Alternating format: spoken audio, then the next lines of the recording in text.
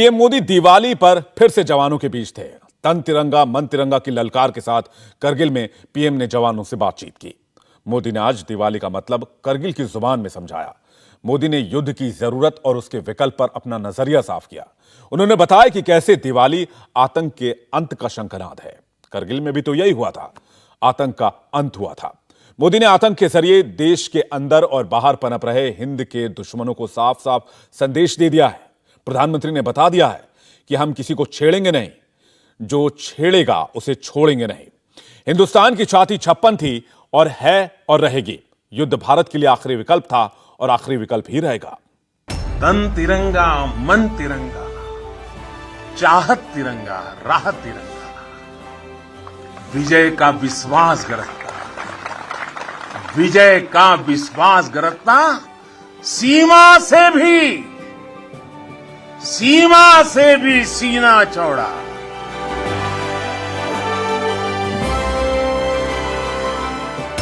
अपने भी हैं और सपने भी हैं, देश हित सब किया समर्पित।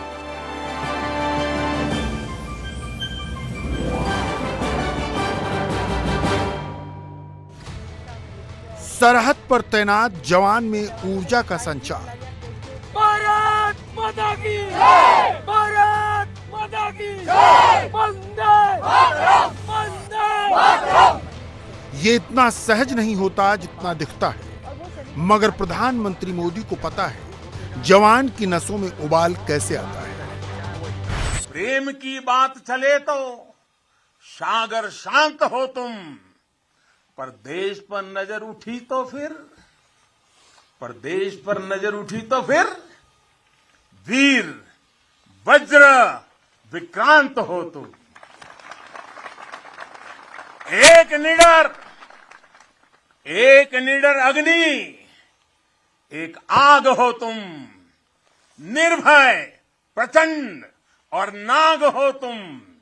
अर्जुन पृथ्वी अरिहंत हो तुम, हर अंधकार का अंत हो तुम। कारगिल में जवानों के साथ दिवाली मनाने का मतलब है एक पंथ दो काज, सरहद पर त्योहार और सरहद पार तकवार। भारत अब बदल गया है। अब वो ईंट का जवाब पत्थर से देगा।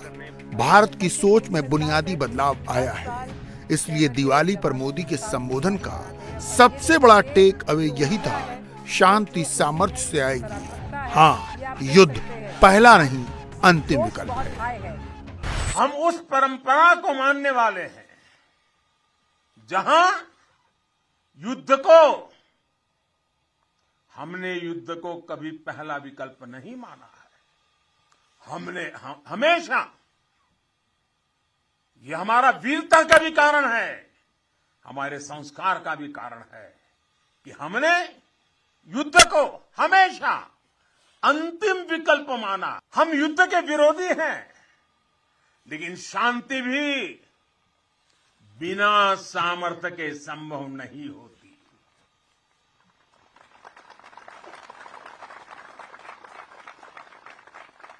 हमारी सेनाओं के पास सामर्थ्य भी है, रणनीति भी है। अगर कोई हमारी तरफ नजर उठाकर देखेगा तो हमारी तीनों सेनाएं दुश्मन को उसी की भाषा में मुंह तोड़ जवाब देना भी जानती है। आज पूरे विश्व की नजर भारत पर है, भारत के बढ़ते सामर्थ्य पर है।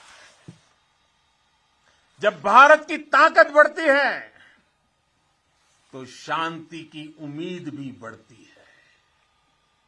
जब भारत की ताकत बढ़ती है तो समृद्धि की संभावना बढ़ती है। मोदी कारगिल में थे। कारगिल भारत की वो जमीन है जिसने आखिरी जंग देखी, भारत पाक की सीधी आखिरी जंग। इसलिए मोदी का कारगिल में होना अहम था, मगर उससे अहम था मोदी का पाकिस्तान का नाम लेकर सीधा अटैक। कारगिल की जमीन पर पाकिस्तान कभी नहीं जीता। कारगिल की जमीन हमेशा अविजित रही। पाकिस्तान के साथ एक भी लड़ाई ऐसी नहीं हुई है जहां कारगिल ने विजय ध्वज न फहराया हो। दिवाली का अर्थ है आतंक के अंत के साथ उत्सव, आतंक के अंत का उत्सव। यही कारगिल ने भी किया था। कारगिल में हमारी सेना ने आतंक के फन को कुचला था और देश में जीत की ऐसी दिवाली मनी थी, ऐसी दिवाली मनी थी कि लोग आज भी याद करते। मैं उस जीत का भी साक्षी बना था और मैंने उस युद्ध को भी करीब से देखा था। मैं हमारे अधिकारियों का आभारी हूं। यहां आते ही मुझे 23 साल पुरानी मेरी वो तस्वीरें दिखाई जो पल मैं आपके बीच में बिताता था। मेरे लिए वो पल बड़ी भावुक थी जब मैं वो फोटो देख रहा था और मैं आप सबका बहुत आभारी हूं कि आपने मुझे यादों के अंदर वीर जवानों के बीच में बीते हुए मेरे पल को फिर से आपने मुझे याद करा दिया। मैं आपका बहुत आभारी हूं। मोदी के मिशन कश्मीर के बारे में बताने की जरूरत नहीं है। मोदी 1992 की मुरली मनोहर जोशी की राष्ट्रीय एकता यात्रा के संयोजक थे। श्रीनगर के लाल चौक पर धमाकों के बीच मोदी ने तिरंगा फहराया था, मगर कारगिल से भी उनका रिश्ता है। यह रिश्ता मुख्यमंत्री बनने से पहले का है। इसे खुद मोदी ने जवानों के साथ शेयर किया। जब हमारे जवान कारगिल युद्ध में दुश्मन को मुंह तोड़ जवाब दे रहे थे तब मुझे उनके बीच आने का सौभाग्य मिला था। देश के एक सामान्य नागरिक के रूप में मेरा कर्तव्य पथ मुझे रणभूमि तक ले आया था। देश ने अपने सैनिकों की सेवा के लिए जो भी छोटी मोटी राहत सामग्री भेजी थी हम उसे लेकर यहां पहुंचे थे। हम तो सिर्फ उससे पुण्य कमा रहे थे, क्योंकि देवभक्ति तो करते हैं, वो पल देशभक्ति जो रंगे रंग से रंगे हुए आपका पूजन का मेरे लिए वो पल था। उस समय की कितनी ही यादें हैं जो मैं कभी भूल नहीं सकता। ऐसा लगता था चारों दिशाओं में विजय का जयघोष है, जयघोष है, जयघोष है। हर मन का आह्वान था, मन समर्पित, तन समर्पित और यह जीवन समर्पित। चाहता हूं देश की धरती, चाहता हूं देश की धरती, तुझे कुछ और भी दूं, तुझे कुछ और भी दूं। जवान सरहद की रखवाली करता है। देश दुनिया में क्या चल रहा है इससे थोड़ा कटा रहता है। प्रधानमंत्री ने कारगिल में तैनात जवानों को आश्वस्त किया, भारत की प्रतिष्ठा विश्व स्तर पर बढ़ी है, लगातार तेजी से बढ़ रही है। ऐसा इसलिए संभव हो पाया क्योंकि देश अपने जवानों के जरिए भीतर बाहर हर तरह के दुश्मनों का सामना कामयाबी से कर रहा है। दुनिया में आज जिस प्रकार भारत का मान बढ़ा है, सम्मान बढ़ा है, विश्व पटल पर बढ़ती भारत की भूमिका आज सबके सामने है। साथियों, आज ये सब कुछ इसलिए हो पा रहा है क्योंकि भारत अपने बाहरी और भीतरी दोनों दुश्मनों के विरुद्ध सफलता के साथ मोर्चा ले। आप सीमा पर कवच बनकर खड़े हैं तो देश के भीतर भी देश के दुश्मनों के खिलाफ सख्त से सख्त कार्रवाई हो रही है। आतंकवाद की, नक्सलवाद की, अतिवाद की जो भी जड़ें बीते दशकों में पनपी थी, उसको उखाड़ने का सफल प्रयास देश निरंतर कर रहा है। प्रधानमंत्री ने जवानों से इमोशनल रिश्ता कायम किया, उन्हें अपने परिवार के सदस्य की तरह संबोधित किया। मोदी बोले कि वो उनके बगैर बेहतर दिवाली नहीं मना सकते। मेरी दिवाली की मिठास और चमक तुम्हारे बीच है। मेरा सौभाग्य है, मुझे बरसों से दिवाली आपके बीच बॉर्डर पर आकर मनाने का अवसर मिल रहा है। एक और देश की संप्रभु सीमा और दूसरी ओर उसके समर्पित सिपाही, एक और मातृभूमि की ममतामय मिट्टी और दूसरी ओर उसे चंदन मनाकर माथे पर लगाने वाले आप सब मेरे वीर जवान साथी, जांबाज नौजवान, इससे बेहतर दिवाली मुझे और कहां नसीब हो सकती है।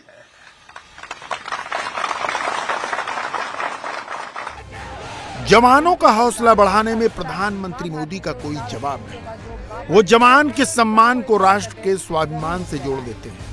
जवान को एहसास कराते हैं कि राष्ट्र आपके होने से अमर होता है, आपकी सामर्थ्य से अमर होता है। मोदी ने इसके पीछे बड़ी सफाई से सरकार की जिम्मेदारी जोड़ दी। मेरे जवानों, एक राष्ट्र कब अमर होता है? राष्ट्र तब अमर होता है जब उसकी संतानों को, उसके वीर बेटे बेटियों को अपने सामर्थ्य पर, अपने संसाधनों पर परम विश्वास होता है। राष्ट्र तब अमर होता है जब उसके सैनिकों के शीश हिमालय के शीर्ष शिखरों की तरह उत्तुंग होते हैं। एक राष्ट्र तब अमर होता है जब उसके संतानों के बारे में कहा जा सके कि चलन्तु गिरियः कामं युगांत पवनाहता कृच्छेरपि न चलत्येव धीराणाम निश्चलं मनः।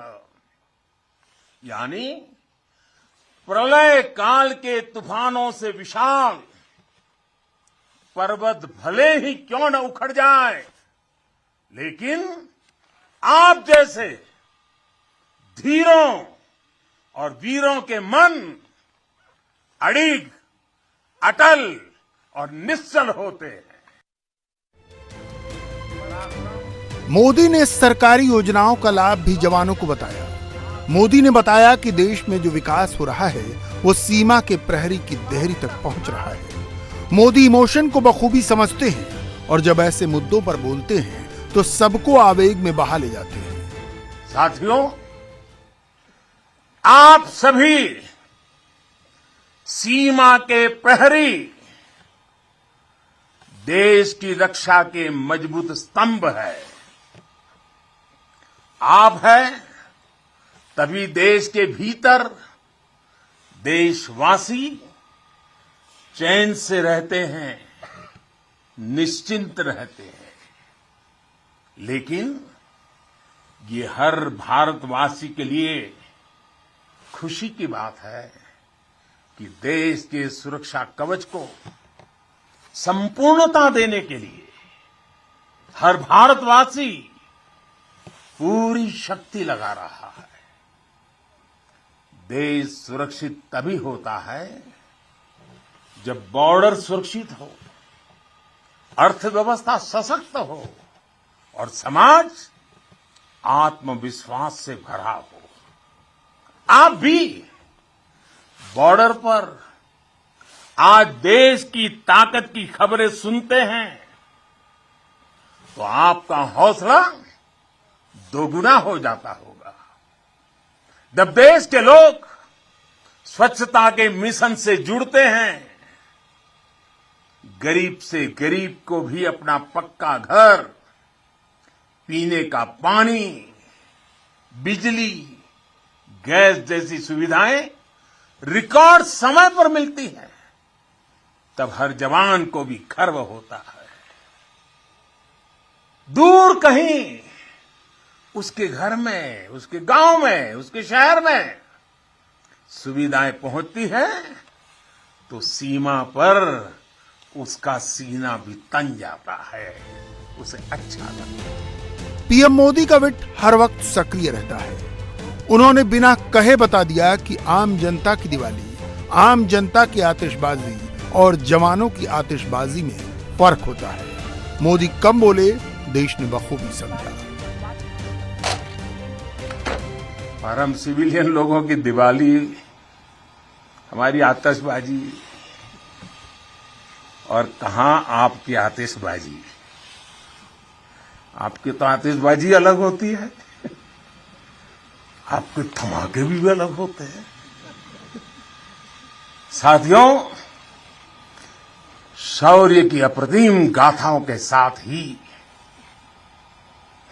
हमारी परंपरा मधुरता और मिठास की भी है। इसलिए भारत अपने त्योहारों को प्रेम के साथ मनाता है। पूरी दुनिया को उसमें शामिल करके मनाता है। मोदी जवानों के बीच होते हैं तो जवान होते हैं, देशभक्ति से ओतप्रोत होते हैं। मोदी जवानों के बीच किस तरह उनके देश गान में शामिल हुए, हम आपको छोड़ रहे हैं इसी गान के साथ।